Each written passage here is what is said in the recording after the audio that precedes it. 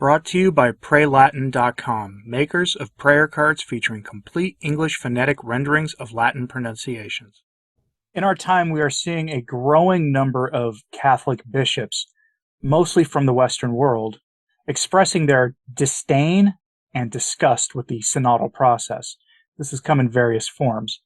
Recently, Bishop Athanasius Schneider appeared on EWTN, and I covered that a couple of days ago. He was following up with the words of Cardinal Gerhard Mueller, who also appeared on EWTN, an appearance that set off a firestorm of controversy, including the Vatican essentially declaring EWTN to be a schismatic organization. Both of these bishops have said that the synodal process that we're seeing manifesting most nakedly in Germany and in Belgium and some other places is tantamount to a rejection of the Catholic faith, an organized move to change the church, or as Cardinal Gerhard Mueller termed it, a hostile takeover.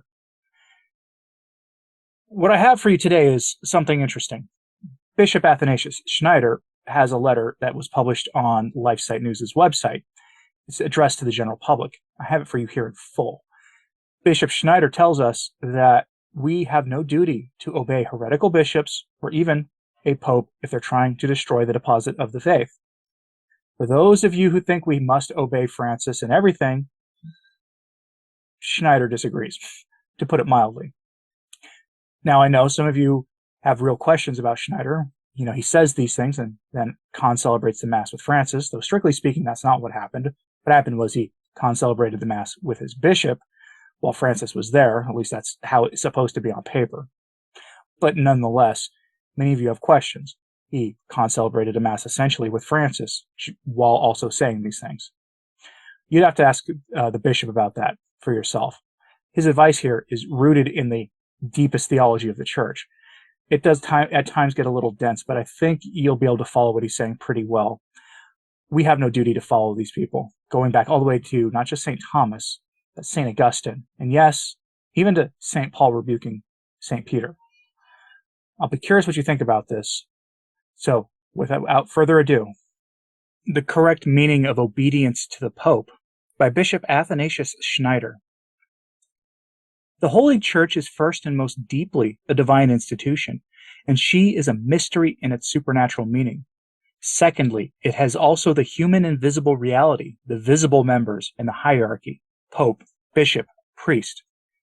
When Mother Church is going through one of the deepest crises in her history, as she is in our time, where the crisis touches all levels of the Church's life to a frightening extent, divine providence is calling us to love our Mother Church, who is humiliated and mocked, not in first place by her enemies, but from within, by her shepherds.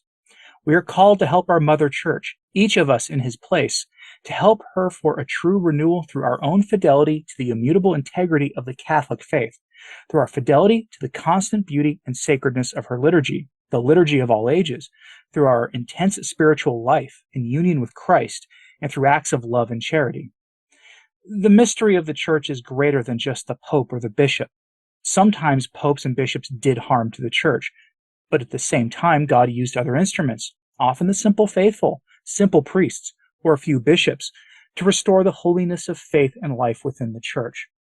To be faithful to the Church does not mean to obey interiorly all words and acts of a pope or a bishop, since the pope or a bishop are not identical to the entire Church. And if a pope or a bishop supports a way which damages the integrity of the faith and the liturgy, then one is in no way obliged to follow him interiorly, because we have to follow the faith and the norms of the Church of all ages, of all the apostles and the saints. The Catholic Church is the one and only Church which Christ founded, and it is the express will of God that all men should become members of his one Church, members of the mystical body of Christ. The Church is not the private property of a pope. Rather, he is only the vicar, the servant of Christ. Therefore, one cannot make becoming a full Catholic dependent on the behavior of a particular pope. One has surely to obey the pope when he proposes infallibly the truth of Christ, when he speaks ex cathedra, which is very rare. We have to obey the Pope when he orders us to obey the laws and commandments of God, and when he makes administrative and jurisdictional decisions, appointments, indulgences, etc. If, however, a pope creates confusion and ambiguity regarding the integrity of the Catholic faith and the sacred liturgy, then one must not obey him, and one must obey the Church of all ages, and the popes, who over 2 millennia were teaching constantly and clearly all the Catholic truths in the same sense. And these Catholic truths we find expressed in the Catechism. One has to obey the Catechism and the Liturgy of all ages, which the saints and our forefathers followed.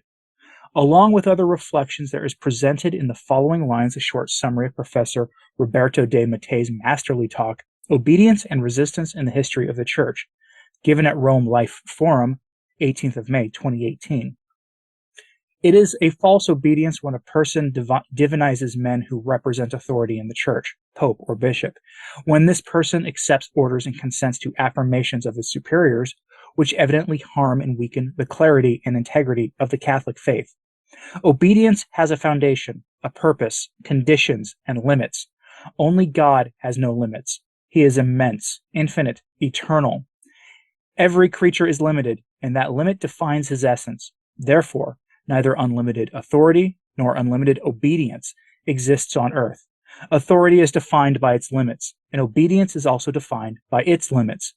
Awareness of these limits leads to perfection in the exercise of authority and perfection in the exercise of obedience. The insuperable limit of authority is respect for the divine law of the integrity and the clarity of the Catholic faith. And respect for this divine law of the integrity and clarity of the Catholic faith is also the insuperable limit of obedience. St. Thomas poses the question, are subjects bound to obey their superiors in all things? His answer is negative. As he explains, the reasons why a subject cannot be bound to obey its superior in all things are twofold. Firstly, because of a command from a higher authority, given that the hierarchy of the authorities must be respected. Secondly, if a superior commands a subject to do unlawful things, for example, when children are not bound to obey their parents in the matter of contracting a marriage, preserving virginity, or similar matters. St. Thomas concludes, quote, "Man is subject to God absolutely and in all things, internal and external.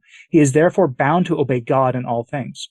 However, subjects are not bound to obey their superiors in all things, but in certain things only. Hence, one can distinguish 3 types of obedience. The first being sufficient for salvation, obeys in obligatory matters. The second, being perfect, obeys in all lawful things. The third, being disordered, obeys in unlawful matters also. Obedience is not blind or unconditional, but has limits. Where there is sin, mortal or otherwise, we have not merely a right, but a duty to disobey. This also applies in circumstances where one is commanded to do something harmful to the integrity of the Catholic faith or the sacredness of the liturgy. History has demonstrated that a bishop, an episcopal conference, a council, and even a pope pronounced errors in their non-infallible magisterium. What in such circumstances should the faithful do? In his various works, St. Thomas Aquinas teaches that where the faith is at risk, it is lawful, even proper, to resist a papal decision publicly, as did St. Paul to St. Peter, the first pope. Indeed, quote, St. Paul, who was subject to St. Peter, publicly rebuked him because of an imminent risk of scandal in a matter of faith. And St. Augustine commented, quote, even St. Peter set an example so that those who governed, but on occasion strayed from the right path, should not refuse as improper a correction, even if originating from their subjects. St. Paul's resistance was manifested as public correction of St. Peter, the first pope. St. Thomas devotes an entire question to fraternal correction in the Summa. Fraternal correction can also be directed by subjects to their superiors and by the laity against prelates. Since, however, a virtuous act needs to be moderated by due circumstances, it follows that when a subject corrects his superior, he ought to do so in a becoming manner, not with impudence and harshness, but with gentleness and respect. If there is a danger to the faith, subjects are bound to rebuke their prelates, including the Pope, even publicly. Therefore, due to the risk of scandal in the faith, Paul, who was in fact subject to Peter, rebuked him publicly. The person and the office of the Pope has its meaning in being only the vicar of Christ, an instrument and not an end, and as such, this meaning must be used if we do not want to turn the relationship between the means and the end upside down. It is important to understand that at a time where, especially among the most devoted Catholics, there is a lot of confusion in this regard. And also, obedience to the Pope or to the bishop is an instrument, not an end. The Roman pontiff has full and immediate authority over all the faithful, and there is no authority on earth superior to him, but he cannot either be erroneous or by ambiguous statements change and weaken the integrity of the Catholic faith. The divine constitution of the Church, or the constant tradition, the sacredness, and the sacrificial character of the liturgy of the Holy Mass. If this happens, there is the legitimate possibility and duty of the bishops, and even of the lay faithful, not only to present private and public appeals and proposals of doctrinal corrections, but also to act in disobedience of a papal order, which changes or weakens the integrity of the faith, the divine constitution of the Church, and the liturgy. This is a very rare but possible circumstance, which does not violate but confirms the rule of devotion and obedience to the Pope, who is called to confirm the faith of his brothers. Such prayers, appeals, proposals of doctrinal corrections, and the so-called disobedience are, on the contrary, an expression of love for the Supreme Pontiff, in order to help him to convert from his dangerous behavior of neglecting his primary duty to confirm the entire Church unambiguously and vigorously in the faith. One must recall also what the First Vatican Council taught. Quote, "The Holy Spirit was promised to the successors of Peter, not so that they might by his revelation make known some new doctrine, but that by his assistance they might religiously guard and faithfully expound the revelation or deposit of faith transmitted by the apostles." See the First Vatican Council Dogmatic Constitution, Pastor Eternus. For the last few centuries, illegal positivism prevailed in the life of the Church, combined with a kind of papalatry. Such an attitude aims at reducing the exterior orders of the superior and the law to a mere instrument in the hands of those who hold power, forgetting the metaphysical and moral foundation of the law itself. From this legalist standpoint, which now permeates the Church, that which the authority promulgates is always just. Traditional spiritual treatises teach us how to obey the Church and the Pope, or the bishop. However, those refer to the times of normality, when the Pope and the bishops valiantly and unambiguously defended and protected the integrity of the faith and the liturgy. We are living now, obviously, in the exceptional time of a global crisis of the faith at all levels of the Church. A Catholic faithful has to recognize the supreme authority of the Pope and his universal governance.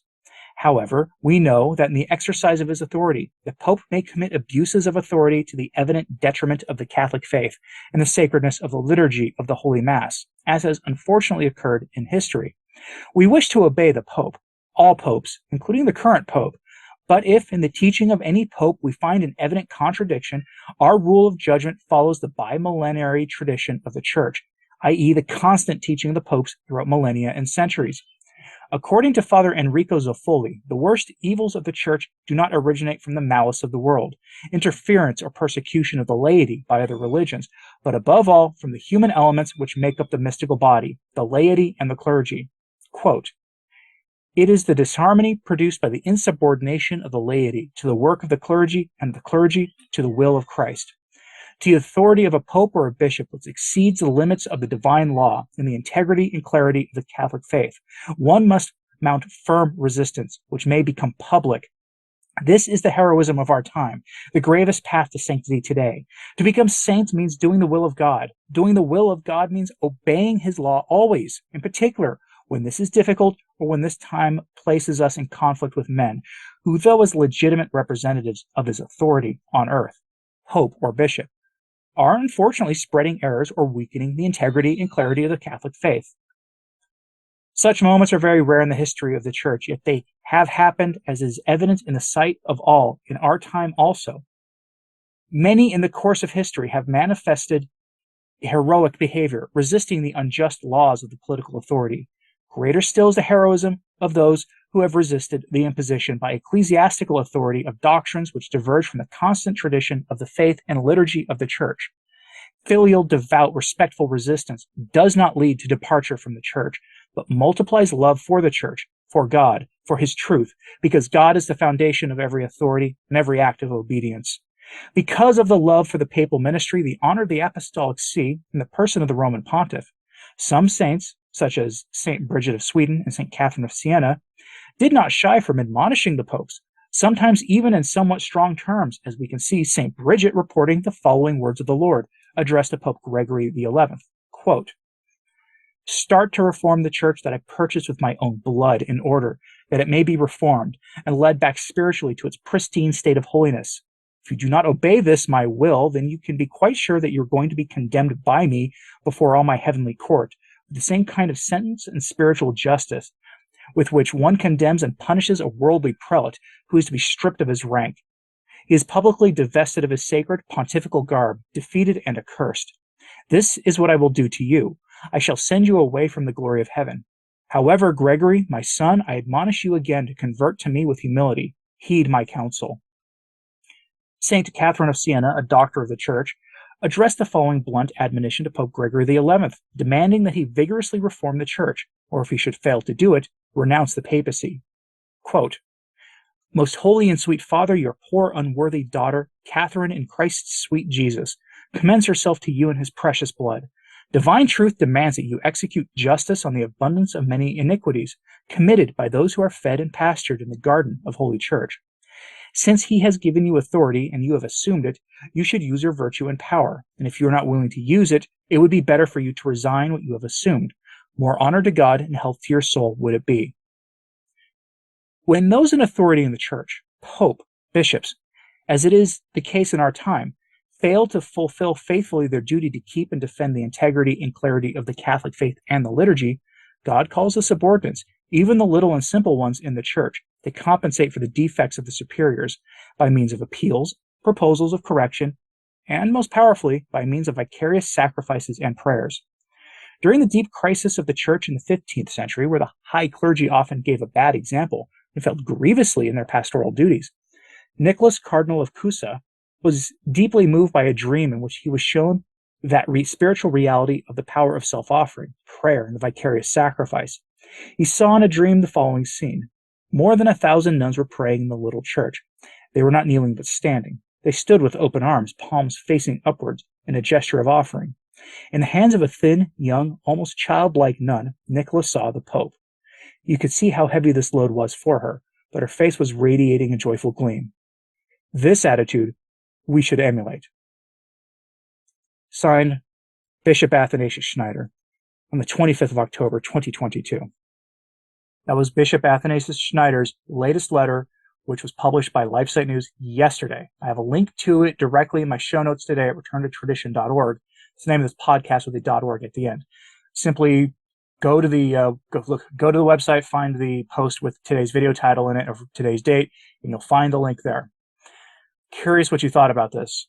For anybody who's on the fence about disobeying, your bishop if they're pushing this nonsense, does this help you at all? Are you hoping for more concrete things? I'm hoping that some of his brother bishops will read this letter and understand that disobedience for a bishop means something very different than disobedience for you or I as typical laymen. A bishop has more power to do more things when resisting a pope, I think, or maybe in this case, resisting a man who the world sees as pope. I'm curious what you thought of this in the comments. So let me know in the comments what you thought of this. Share this on social media if you can. That really does help. Like and subscribe if you haven't. That helps a lot too. As always, pray for the Church. I'm Anthony Stine. Ave Maria.